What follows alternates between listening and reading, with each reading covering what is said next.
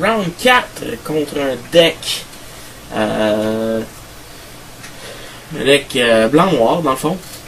Blanc-noir avec aggro extort, là, un peu comme moi. La personne avait très peu de moyens, avait mis très peu de moyens sur le jeu, elle jouait avec les cartes qu'elle avait. Deck qui a quand même réussi à me faire mal à certains moments, je dois admettre.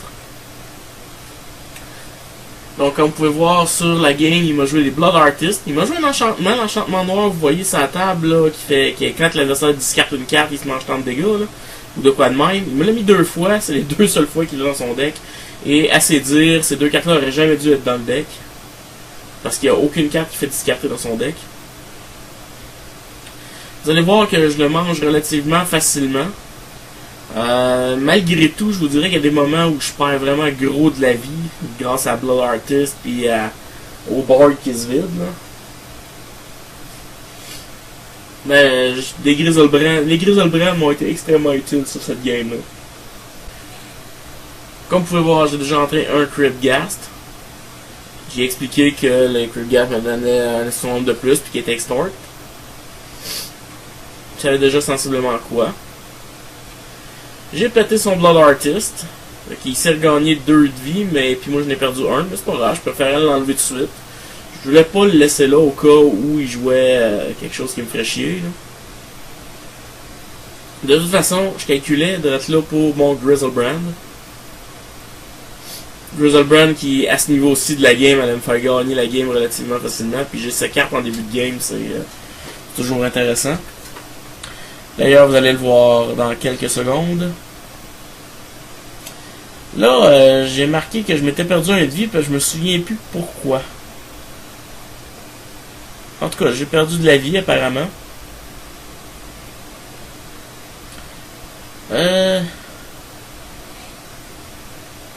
Swing avec Griselbrand.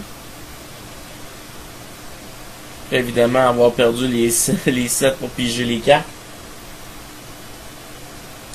La force c'était pour ça, j'avais pigé mes 7 cartes. Un autre Cryptghast qui touche la table, évidemment, donc comme vous pouvez voir, mon adversaire avait comme pas grand chance, peu importe ce que je jouais, là, ça descendait vite son affaire. Et moi ça remontait vite.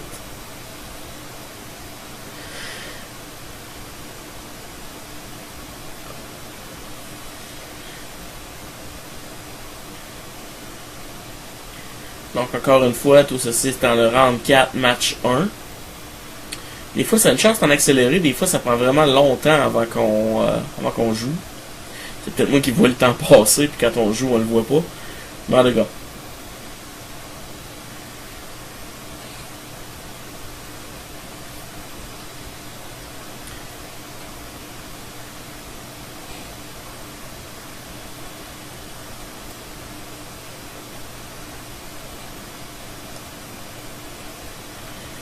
La game est en train d'être relativement avancée, comme vous pouvez remarquer, donc pas grand chose à dire sérieusement sur cette game-là comparé aux autres. Ça s'est fait extrêmement rapidement. Même si c'est en accéléré, j'approche de là des 3 minutes 45. Voilà. Donc comme vous pouvez voir, puis la première game, le premier match se termine pas mal là.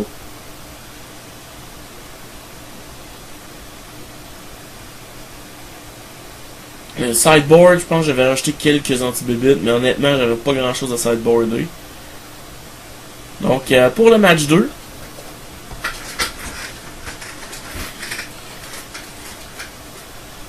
pour le deuxième match, c'est mon adversaire qui commençait. Vous allez voir que dans ce match-là, je perds beaucoup de vie à cause de ces Blood Artists.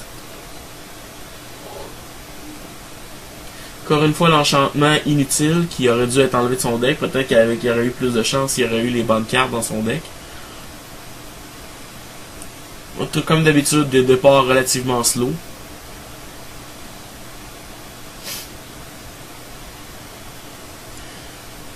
Néanmoins, relativement rapide aussi en même temps. Je veux dire, une Chromatic Lantern, ça m'avance d'un tour, c'est déjà bien. J'ai mangé 2 par sa bébite.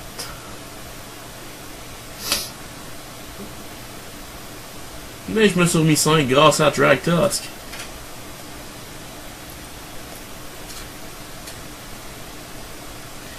Si jamais vous voyez des erreurs, je tiens à m'en excuser.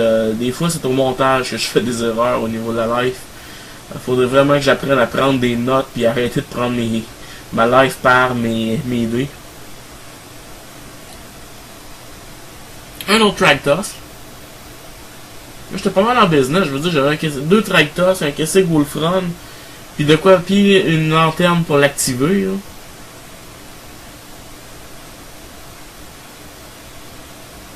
Lui, il commence à avoir beaucoup de bébites. Ben, à 28 de vie, ça me faisait pas grand chose.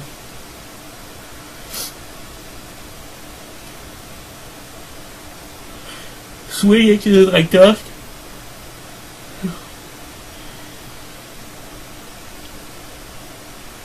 Il les bloque tous les deux. Comme je pouvais tuer toutes ces bébites, on s'en fout. Il s'est gagné 4 de vie, j'ai perdu 4. Mais je m'en foutais pas mal. J'avais vidé son board, c'est ce que je voulais.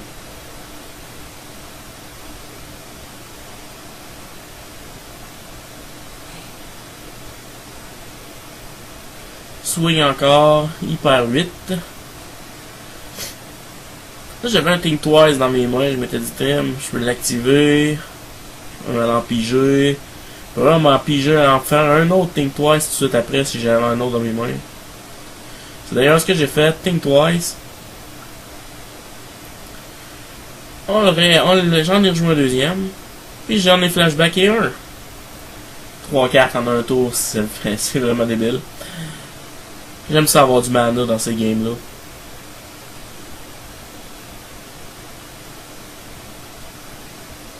Soit encore de 8. Mais j'ai rajouté un plus 5 plus 0 sur mon track task. Il a fallu que j'y explique parce qu'il se demandait comment ça je pouvais activer Kessig Wolfram. J'ai expliqué que la lanterne me donnait le mana de mon choix. Deuxième match, on approche total les 7 minutes. Pour un round total d'à peu près 8 minutes, là, c'était quelque chose. Lui il est à 4, je suis à 23. Et la game est pas mal finie. Là, si ça revient à moi, c'est pas mal fini. Vous allez voir qu'il m'a quand même joué une petite tricks qui m'a vraiment fait chier. Tricks que tout le monde devrait jouer, ou que la plupart jouent. Ou certains oublient tout court. Il m'a joué un fog dans le blanc. Et oui, il y a un fog blanc qui existe actuellement. Fait qu'il s'est gagné un beau tour. Mais j'en ai profité, j'ai rentré mon Griselbrand. À cette partie-ci de la game, c'était pas mal fini.